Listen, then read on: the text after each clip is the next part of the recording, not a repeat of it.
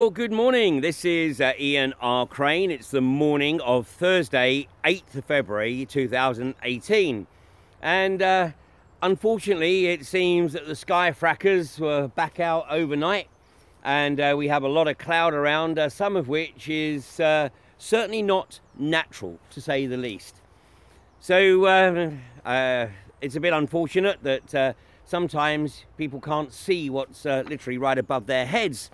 But an increasing number of people are aware of what is potentially going on, potentially, I said, beneath their feet. And yesterday, I highlighted the relationship between Barclays Bank and Third Energy.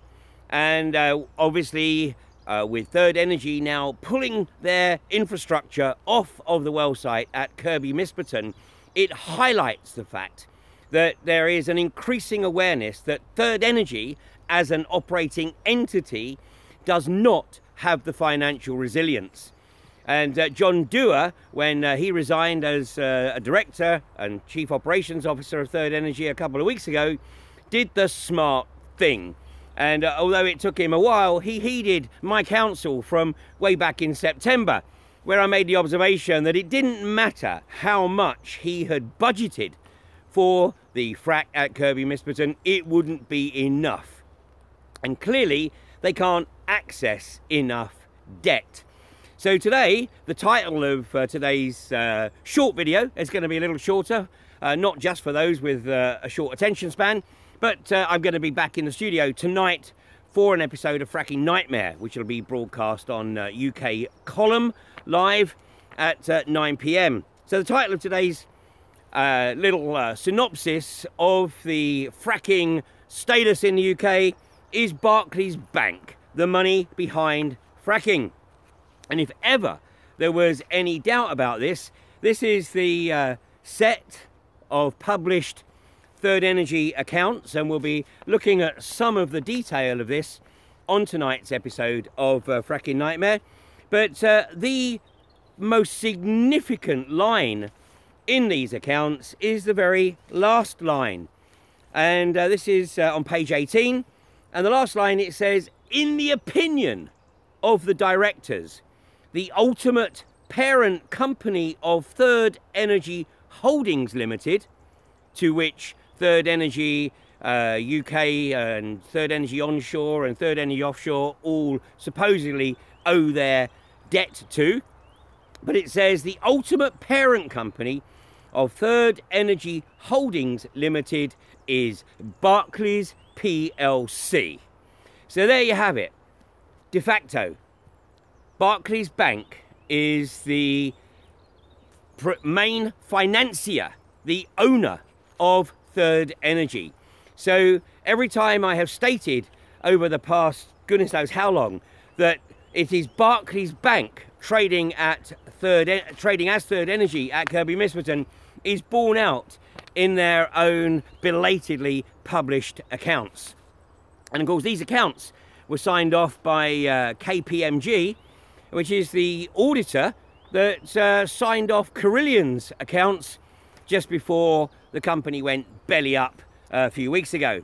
So is there any confidence that any more effort was put into signing off these accounts than of Carillion's accounts?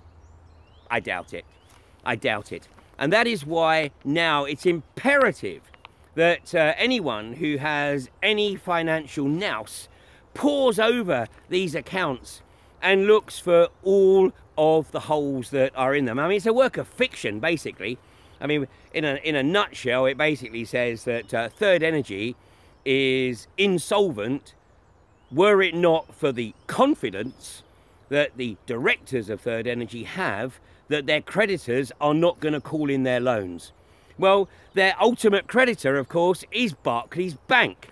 So Barclays Bank clearly understand the sensitivity of the issue, which is why they announced last May that they were going to do everything they could to divest of Third Energy.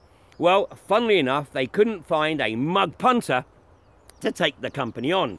So although they moved some of the liability around within the Barclays corporate structure, the reality is that Barclays Bank is still the primary operator, although behind the facade of Third Energy, at Kirkby Misperton.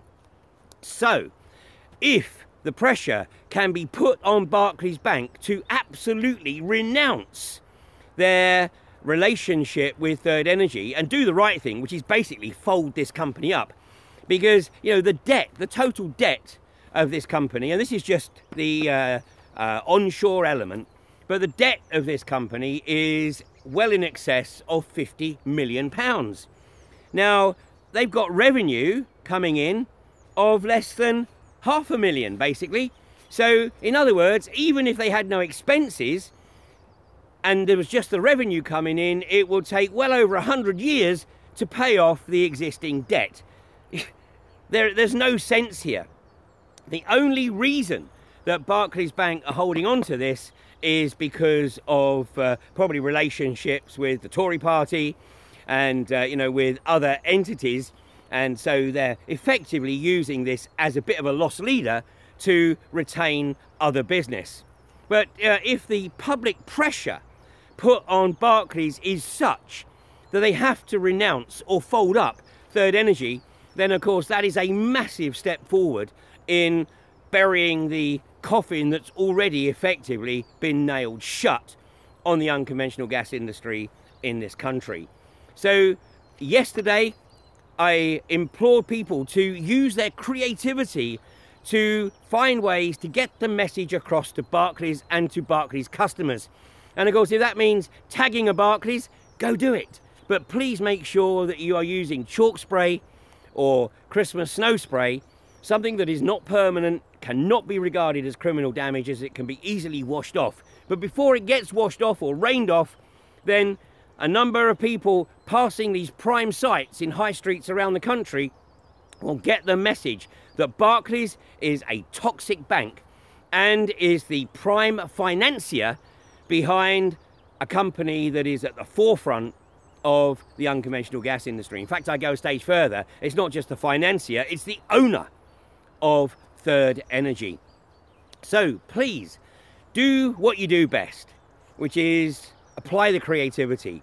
Contact your local Barclays Bank, contact their customer centres, and if you have accounts or credit cards with Barclays Bank, then basically do what you need to do and find ways to get the message across to Barclays Bank that whilst they are a toxic bank, whilst they are funding these unconventional gas projects around the UK, then they have to be ostracised.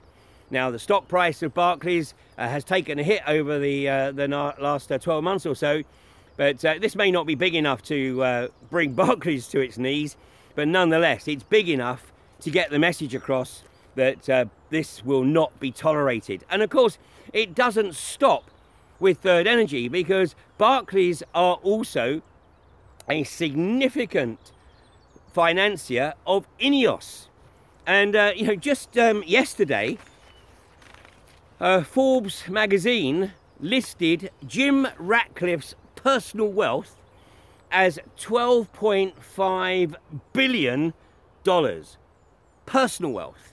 Now, let's translate that into pounds sterling at the current exchange rate. That's a few pennies shy of £9 billion. So this is his personal wealth. Now, funnily enough, that is roughly, it seems, about the same number as INEOS's debt. But you can bet your bottom dollar that it's not Jim Ratcliffe that is underwriting the debt. That will be, of course, the assets of the INEOS empire. And the INEOS empire is generating revenues in excess of £40 billion, which is around about $40 million, which is around about £28 billion. And of course, INEOS are determined to ride roughshod over the British people, over the British government, over the British legal system, in whatever way they can. So, you know, Jim Ratcliffe has been reportedly stated that he is publicity shy. Well, you know, he puts himself about when it's necessary, But I'm not surprised that he's a bit publicity shy over this and is happy to let the likes of Tom Pickering be the front man. Well, if you are anywhere near one of the 1.2 billion acres that INEOS have licensed across the north of England, then you will definitely want to attend one of the events that's being organised by Frack Free Rydale, which are occurring this week and next week, which is, the title of the events is INEOS, Fracking and You. And these events are being put on by a gentleman by the name of Andy Giorgio from Food and Water Watch. And he's made the study of INEOS a bit of a speciality. And the first event was at Strensall, just north of York, on Tuesday. And it was an absolutely packed house. And in fact, there were people that weren't able to get in on the basis of health and safety. But there's 2 more events this week, tonight and tomorrow. And tonight's event is at Westow Cricket Club, which is literally just off the A64, a few miles to the north east of York. That's Westow Cricket Club. The doors will open at 6:45 for a 7 o'clock start. And then tomorrow, a little bit further up the A64 at Norton, the same event will take place at St Peter's Church Hall. And you know, the reality is that although it's the same basic script, none of these events will be exactly the same, because Andy Giorgio clearly has a very deep knowledge and understanding of INEOS and the way it literally rides roughshod over everything. Legislation, environmental concerns, safety concerns, trade unions, the British people, British legislation. It just steamrollers because they think they can. So go along to these events, and maybe, I'm sure you'll probably want to go along to more than one. And then on Sunday night, there's another event, same thing, with Andy Giorgio at Helmsley at the Feathers Hotel, which is right in the marketplace in the centre of the town there. And there's a few more events next week, but I'll mention those next week. But if you want to get the details, then you can find them on the Frack Free Rydale website. So it's really, really important that people understand the magnitude of the threat to their communities. And tonight I'll be showing a short video of David Esteban, who has been leading the charge of Derbyshire, or Eckington, against fracking with the Derbyshire County Council, and of course the euphoria within the Eckington group at the 9-1 result for Derbyshire County Council to robustly oppose the INEOS application to frack and at Marsh Lane.